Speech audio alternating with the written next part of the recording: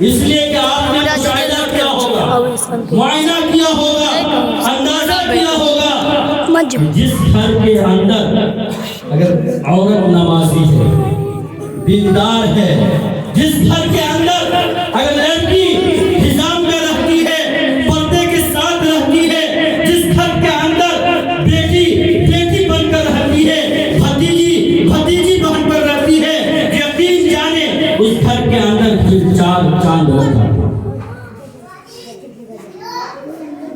اس گھر کی خوبصورتی بڑھ جاتی ہے۔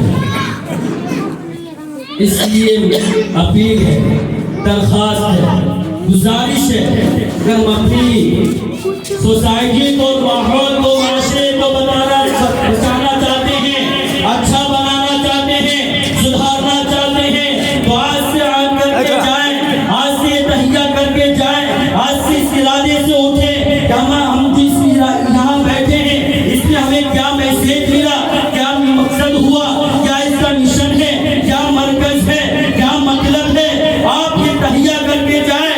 ہم اپنے گھر کے، گاؤں گھر کے اپنے بیٹیوں کو ضرور تعلیم دیں گے، اس لیے کہ ہماری اور آپ کی زندگی، سب کی زندگی کٹ رہی ہے، سب کی زندگی کٹ رہی ہے، مگر زندگی بھی فرق ہے۔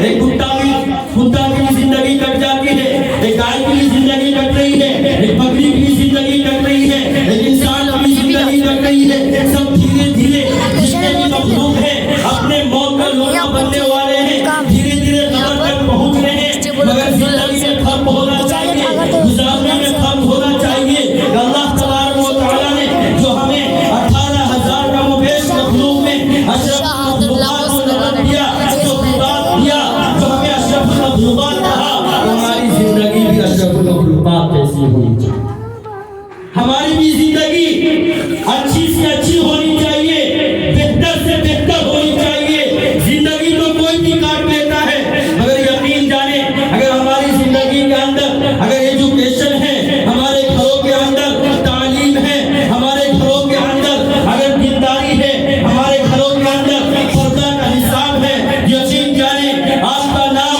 دنیا میں ہوگا اور مرنے کے بعد اللہ تبارک و تعالیٰ کے وہاں آخرت میں بھی آپ کامیاب ہوں گے۔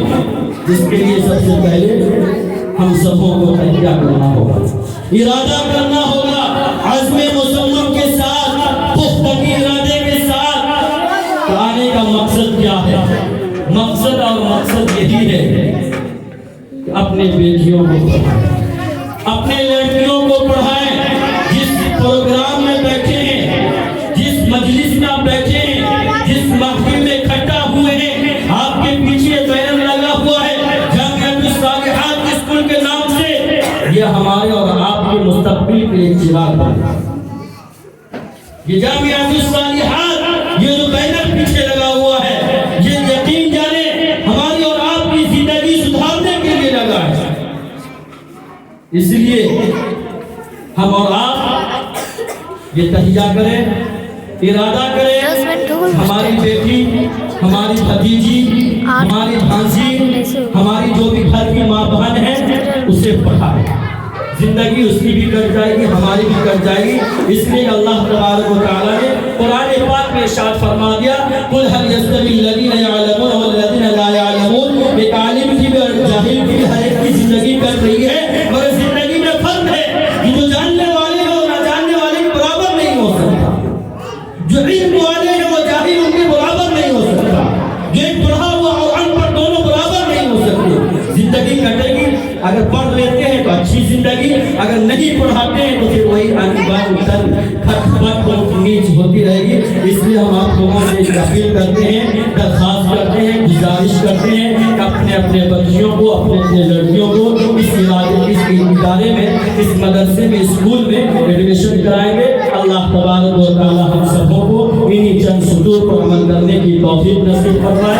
وآخر دعوانا الحمدللہ رب العالمین۔ ماشاءاللہ ماشاءاللہ، بہت اچھا۔